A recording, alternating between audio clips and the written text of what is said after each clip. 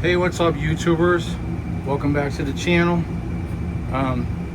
We are currently at a harvest host up in Michigan, and since we are now full timing in this RV, some things I don't like, so I'm kind of get to them as I can.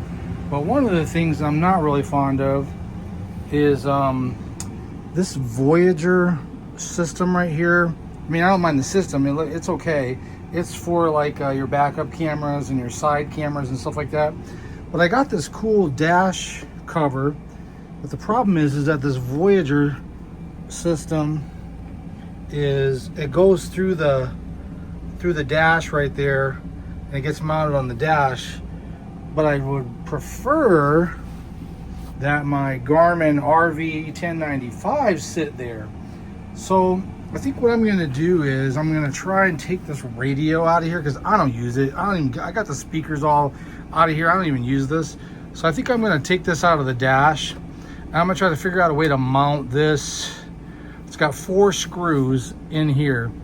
The problem is that it's so old technology. Like, the cables are all down there. They're just, I mean, there's just a mess of cables down there.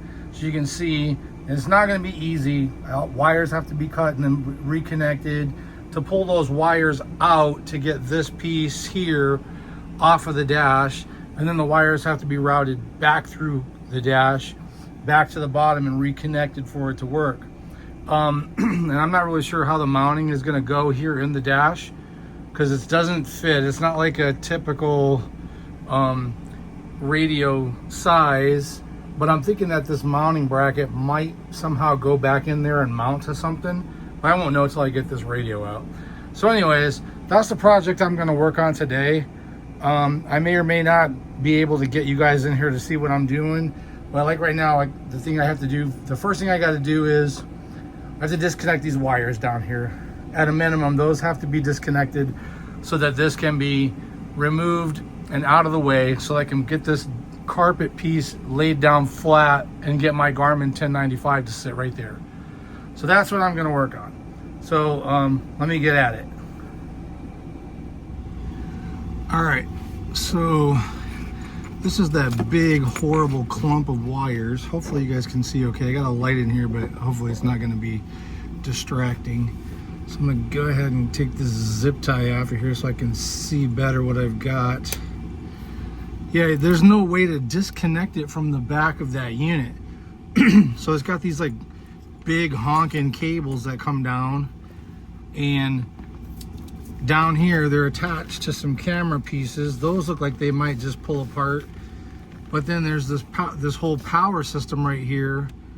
Each one of these wires, you know, even though they're labeled, is going to have to be undone, so that whole wiring harness can be pulled up out through the dash on the top there, and then ran back through where the dash radio is to be reconnected. I mean, you would think that there would just be a simple plug down here to take this apart, but I cannot find a way to do it. These all look like sealed plugs.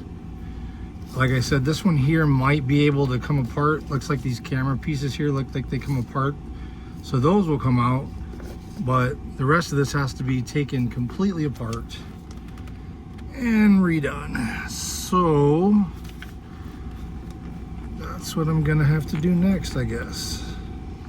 Okay, after some further investigation, it appears like once I move these vent ducting apart, it looks like there might be a connector back there. So I might be able to disconnect this easier than I thought. So I'm going to try and get that disconnected and see if that helps out everything, and then we'll see what we can do from there.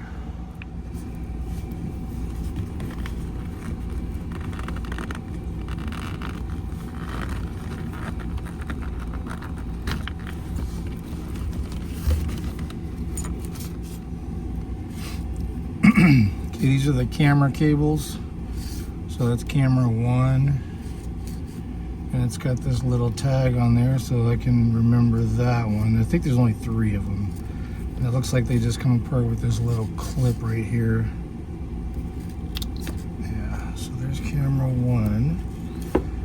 Camera 2 is here, and it's up inside of here, but it's not labeled with anything in there. So on that side, I'll just have to remember that it's the one that doesn't have a tag on it. And then camera 3 has a little piece of tape. You can't see it up in there, but this is camera 3 here. And it's got a little piece of tape on it in there. All right, let me get these out of here and then we'll come back.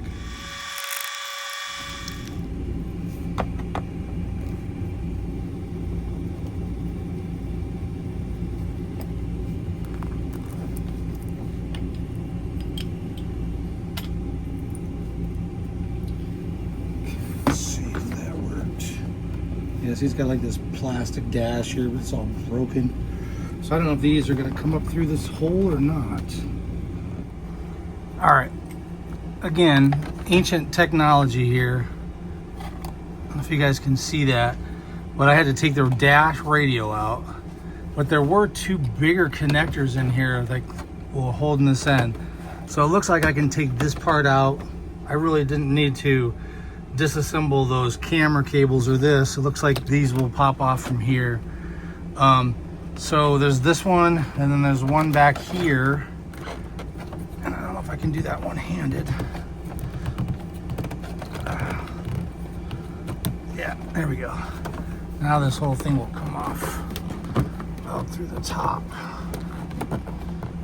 but I gotta push one down to pull one out because they're so big. Terrible. I mean, just that's 18-year-old technology right there. Good Lord. Okay, so back in the dash here, it looks like I bet I could mount that bracket right in here, and then that ball would fit right there. So this whole thing would sit right in there just like I want it to. So I think that's what I'm going to try to do. Let me get that done. I got to get these cables pulled back down and reconnected. And then once I get that situated, I'll get this carpet put down over here. I got to just kind of got it flopped back right now. And then we'll get the Garmin over here. It'll be a lot nicer. It'll look a lot better. So let me see what I can do with that right there.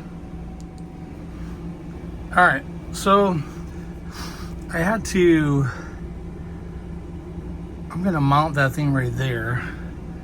I'm not overly thrilled with where that goes. I'm only gonna be able to get 2 of the screws in there, I think, for right now.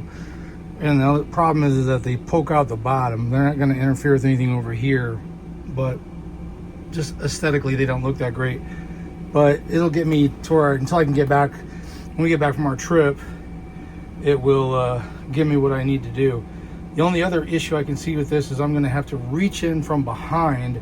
So I gotta go underneath there and reach in behind to adjust this thing right here to tighten it down. That might be a pain in the butt, but we'll see what we can do. So let me get these cables connected up and see if I can get it in there and get it situated, and then we'll go from there. All right, got it mounted. So a little bit of a challenge, but basically what I did was I was only able to put 2 screws in the mounting bracket, but that helped out because then I was able to kind of flex the whole unit forward and get my hand in there and tighten it up so that it stayed nice and snug. So now I can still move it a little bit around, and I got my Garmin perfectly sitting right on its magnetic, I think they call this thing a extra large, I don't know what they call it, I guess base or something. It just kind of flops on your dash, keeps from sliding around, but it works better when it's on like a carpeted material. So now I'm going to turn this on, and you can you'll hear the beeps, but that's just because the air is low. But yeah, so see, now when I'm driving, I got my camera here so I can look back at my tow vehicle, and now I can have my Garmin right here next to me. I can see it a lot better, much cleaner look. All right, cool. Well, if you guys liked that installation, I mean, I didn't really get to show you a whole lot of it because it was hard to do with the film, but basically this just had 2 connectors on the back of it, like barrel connectors. They popped off. I took the old stereo out because, like I said, I don't use that thing. It's not even, I don't even think there's any speakers in here anymore that would be connected to. So I took the stereo out, put this in place. The only thing I don't care for is, like I said, underneath here, there's a couple of those screws poked through. But I could probably just file them down a little bit so they're not stabbing me every time I reach underneath there. But yeah, it was pretty easy. 2 connectors on the back of here, mounted the bracket in, put it back in, everything fired back up. I reconnected that square connector underneath that had all the power and everything. Garmin's sitting really nice right there. There's a 12-volt outlet right here. I'm gonna have a splitter on there so I can also power my tire pressure monitoring system. And yeah, it looks a lot cleaner. So I hope you guys enjoyed the video. If you did, give it a thumbs up, hit that like button, consider subscribing if you haven't already. And as usual, leave comments down below in the comment section. And I really appreciate you guys watching. So we'll catch you next time.